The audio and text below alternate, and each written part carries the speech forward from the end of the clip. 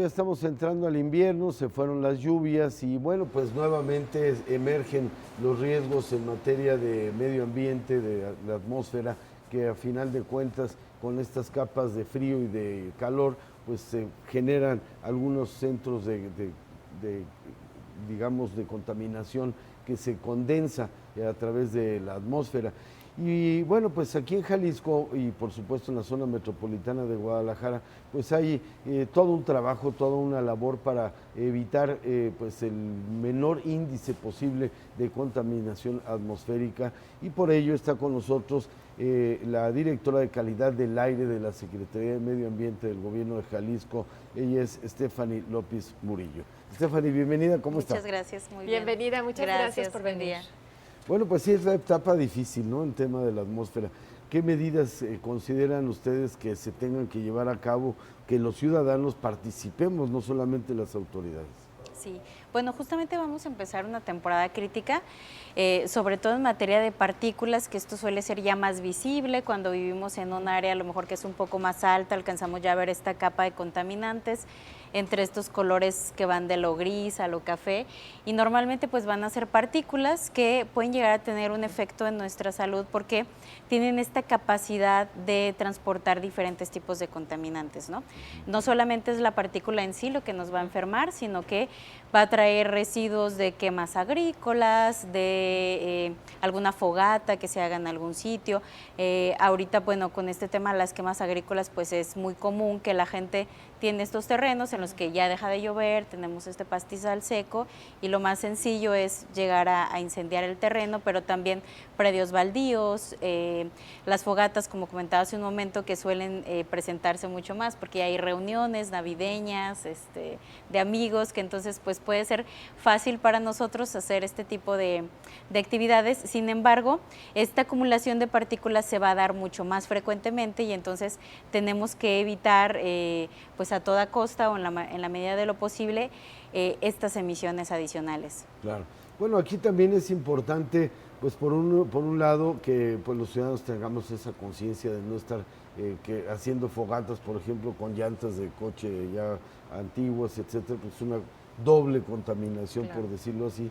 Y bueno, pues también evidentemente el tema de tener bien afinados y bien con buen manejo los automóviles y todos los automotores. Sí, así es. Es importante tanto aquellas acciones que podamos hacer en nuestra vivienda, de no quemar residuos, como comentaba ahorita. No es lo mismo que estemos quemando a lo mejor hojarasca, que va a generar bastantes emisiones, a que tengamos ya un residuo plástico como una llanta, pero también estas acciones colectivas, nosotros somos de las ciudades que tienen los índices de motorización más altos, entonces aquí es donde tiene esta importancia mayor el hecho de tener un vehículo en buenas condiciones. Nos va a traer beneficios adicionales, por ejemplo, un vehículo bien afinado, claro, gasta menos gasolina, también en estas revisiones físico-mecánicas que podamos hacer en nuestro taller, pues vamos a ver si tiene alguna falla en el sistema de frenado, en la combustión también, y nos va a generar mayores beneficios, ¿no? Entonces tenemos como este doble beneficio, pero también reducimos cierto tipo de partículas que se generan a la hora de quemar gasolina o diésel y que, bueno, como comentábamos, ya en este invierno se van a estar acumulando por la presencia de inversión térmica.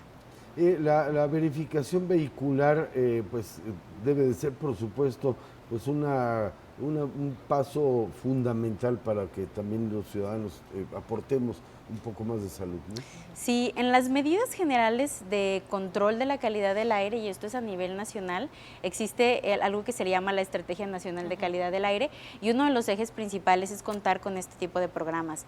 Entonces, ciudades que han logrado bajar considerablemente los niveles de contaminación, como es el caso de la Ciudad de México, pues ha sido a través de la implementación de ese tipo de acciones.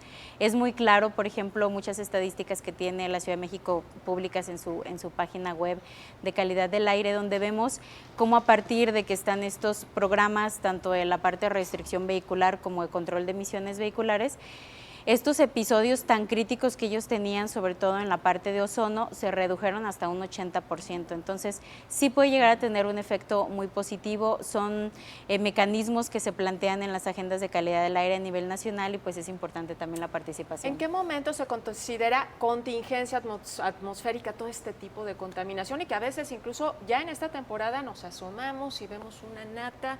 ¿Es ahí cuando ya existe la contingencia? ¿Cuántos puntos se deben rebasar? Bueno, nosotros usamos como referencia los puntos IMECA.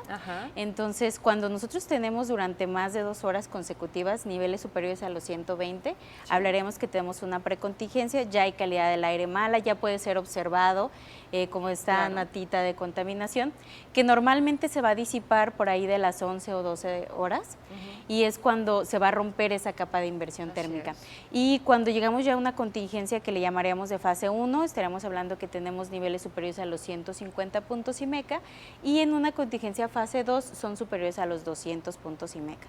¿Qué es lo que debemos hacer? ¿Qué recomienda la ciudadanía? ¿Sería oportuno hacer uso del cubrebocas en estos casos? Si tenemos algún tipo de susceptibilidad, por ejemplo, personas que presentan alergias durante esta temporada, si nos estamos recuperando de alguna enfermedad respiratoria o la tenemos presente, es muy adecuado que podamos tener las vías respiratorias cubiertas.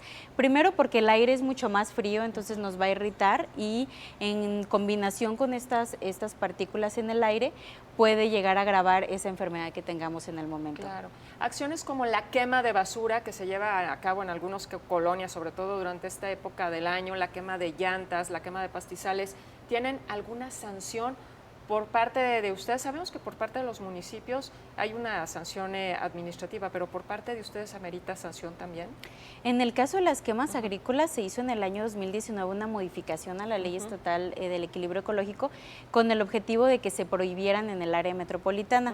Es atribución de los municipios hacer la implementación de las multas, y en ese sentido pues son diversas los montos que se pueden aplicar de multa, dependiendo también la extensión de terreno que se tenga, pero cualquiera de nosotros como ciudadanos podemos denunciarlo, ya sea al teléfono de las áreas de medio ambiente de cada municipio en el que nos encontremos, o también al 911.